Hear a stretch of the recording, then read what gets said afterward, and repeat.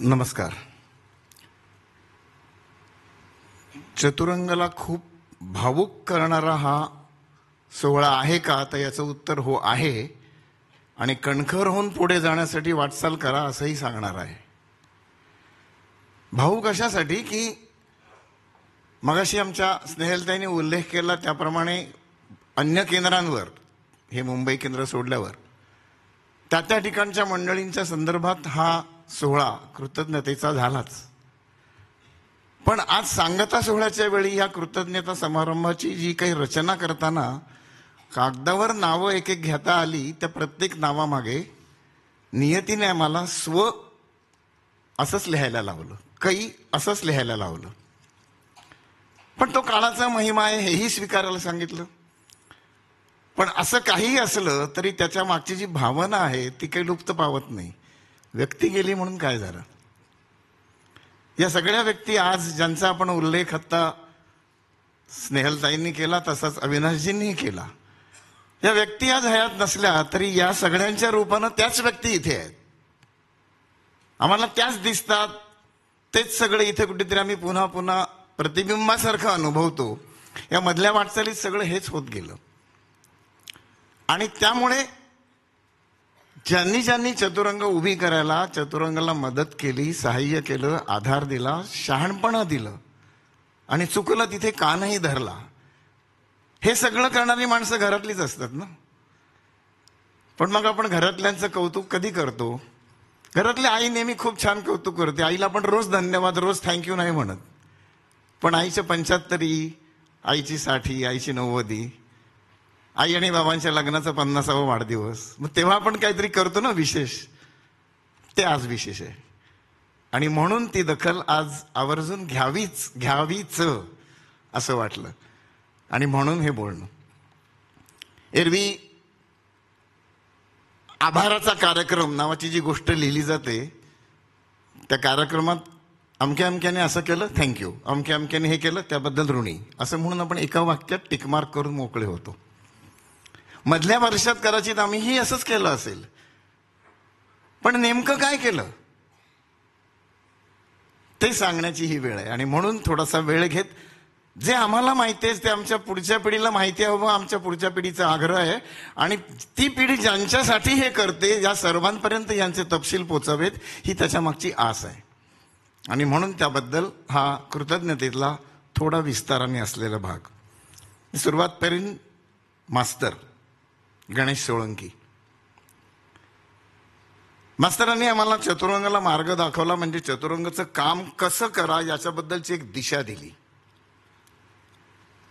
दिशा देताना अगदी पहिलं त्यांचं वाक्य होतं, जे आयुष्यभर त्यांच्या नंतरही आज आम्ही जोपासतो आहोत, जपतो आहोत.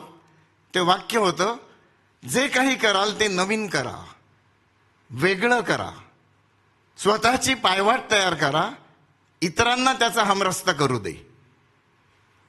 त्याचे मूळ छोटी छोटी पायवाट असेल ती तुम्ही निर्माण करा, तयार करा. याचाच अर्थ जी कुठली पहिली ऍक्शन घ्याल, जी कुठली पहिली कृती कराल, जी कुठली रचना योजना कराल, ती तुमच्या डोक्यातली जगावेगळी नवी असली पाहिजे. आज आम्ही जेव्हा अभिमानाने म्हणतो की चतुरंग सुरू करताना कोकणातल्या शाळांसाठी काहीतरी मदत करूया, एवढ्या एका छोट्या उद्देशातून सुरू केलेल्या चतुरंगचे आज 61 उपक्रम आहेत वेगवेगळे. त्यातले कालानुसार 30 थांबवलेत, 30ांचं अव्याहत अवलंबन सुरू आहे. मग हे 61 प्रकार कोणी सुचवले? गणेश सोळंकींच्या एका वाक्याने सुचवले. एकातून दुसरं, दुसऱ्यातून तिसरं, तिसऱ्यातून चौथं, हे असं आम्हाला हळूहळू सापडत गेलं. आणि हे सगळं जेव्हा कराल तेव्हा ते केवळ नवं आहे म्हणून तेच गोंजारत न बसताना त्याला उत्तम आकार कसा द्याल, त्याचं उत्तम नियोजन कसं कराल, प्रत्यक्षात केलेल्या नियोजनाची कार्यवाही कराल ती कशी कराल, याचे बारीक सारीक तपशील आम्हाला मास्तर समजावून सांगत असत. आज आता तुमच्या समोर हा सगळा सोहळा होतोय ना, या सगळ्याचं टिपण आमच्या कार्यालयात तुम्ही जर डोकावलात तर तुम्हाला 7-8-10 कागदांवर दिसेल केलेलं. समारंभ एक आहे पण त्याची छोटी छोटी टिपणं ते विंगेत लावलेली असतात. हे मास्तरांनी त्या काळात आम्हाला शिकवलं.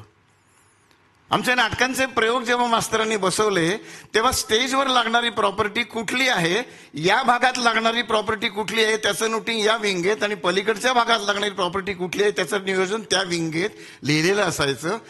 संबंधित कलाकार जो असेल त्याने विंगेत जाऊन बघायचं, माझ्यासाठी फुटपट्टी ठेवली आहे ना, माझ्यासाठी फुगा आणि टाचणी पाहिजे, ती तिकडे आहे, तिथे ठेवलेली आहे ना.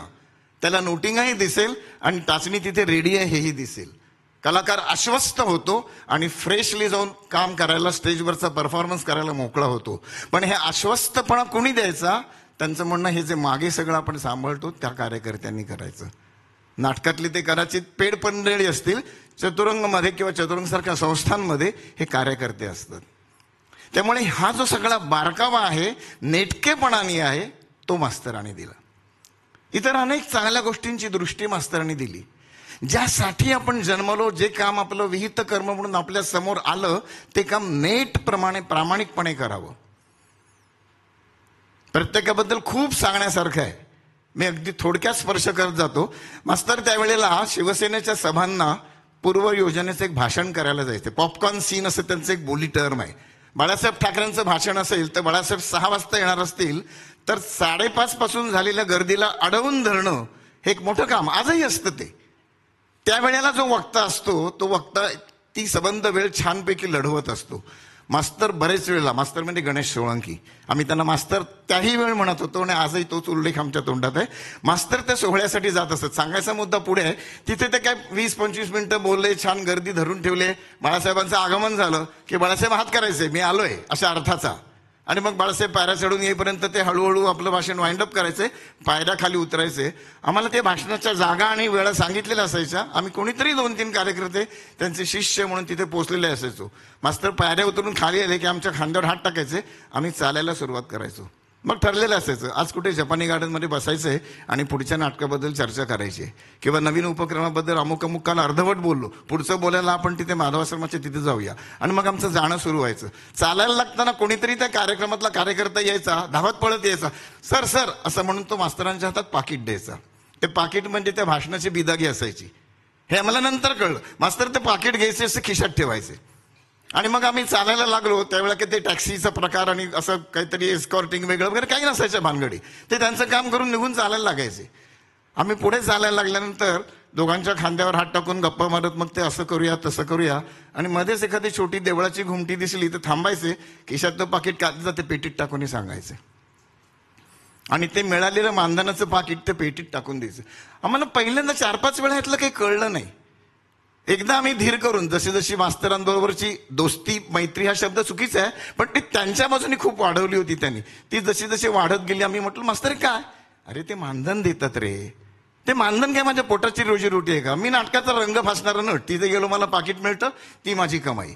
हे दिलेलं समाजाचं आहे, समाजाला देऊन टाकू, ते पेटीतनं जाईल समाजात परत.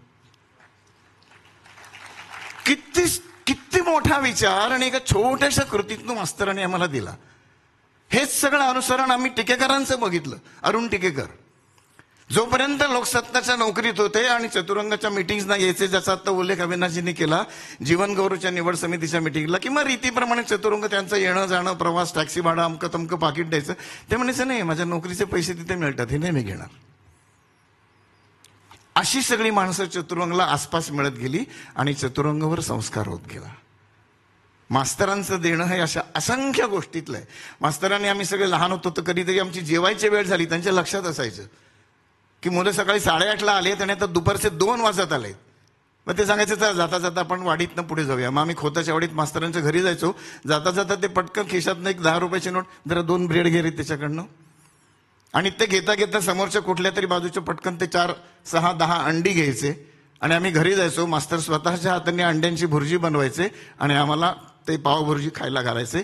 तोपर्यंत पुढच्या कुठले तरी गप्पा मारायचे. मग आम्ही कामाला पुढे जायचो. त्यांच्या डोक्यात असायचं, ही मुलं सकाळपासून आपल्यासाठी उपाशी बसली आहेत. मास्तरांना कितीतरी वेळा वेगवेगळ्या नाटकांच्या प्रयोगाचे ठेकेदार यायचे. आमच्या तालमी चालू असताना ते पुढच्या गुरुवारी सोळंकी बेबनशाहीचा प्रयोग, ते खंडोबाचा रोल, काशाबाचा रोल करायला येणार का? काय रे मुलांनो, माम्याचं तुम्ही तालमीचं शेड्यूल दिलं नाही, मी मोकळा नाहीये. त्या काळात 100 रुपयाचं पाकिट मिळायचं असतं, आमच्याकडे काही नाही. रादर मास्तर आमच्याकडनं मी कुठल्याही गोष्टीचा ओशाळा असणार नाही म्हणून सिगरेट सुद्धा स्वतःच्या पैशाने आणायला सांगायचे. चहा सुद्धा ते म्हणायचे मी घेणार नाही, कारण तो तुमच्या पैशाचा चहा आहे. कारण मी जर चहा घेतला आणि जेव्हा स्टेजवर तुम्ही कार्यक्रम करताना चुकलात तर कानफाटीत मारायला माझा हात मोकळा असला पाहिजे. मी तुमच्या चहाचा ओशाळा असता का म्हणे. किती सिंपल छोट्या छोट्या गोष्टी होत्या. अशा अगणित गोष्टी या माणसाने आम्हाला दिल्या, खूप सांगण्यासारख्या. मी थांबतो. आपण मास्तरांचा हा त्यांच्यापर्यंत पोचणारा आमचा आठवणीचा भाग स्वीकारा. आज त्यांचे सुपुत्र शैलेश आमच्यामध्ये आहेत. मी दिलीपजींना विनंती करेन की शैलेशचा पर्यायाने आमच्या मास्तरांचा त्यांनी सन्मान करावा.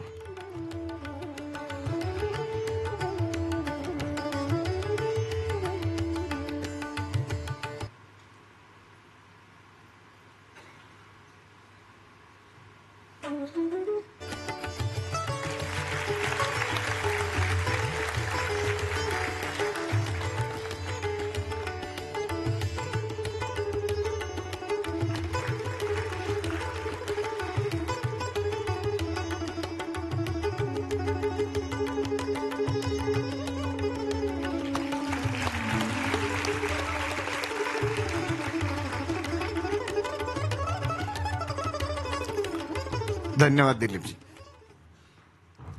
धन्यवाद शैलेश. आज मास्तरांचं पुढचं सगळं कुटुंब उपस्थित आहे. त्यांचे थोरले चिरंजीव फक्त परदेशात गेलेत, त्यामुळे ते आज येऊ शकले नाहीत.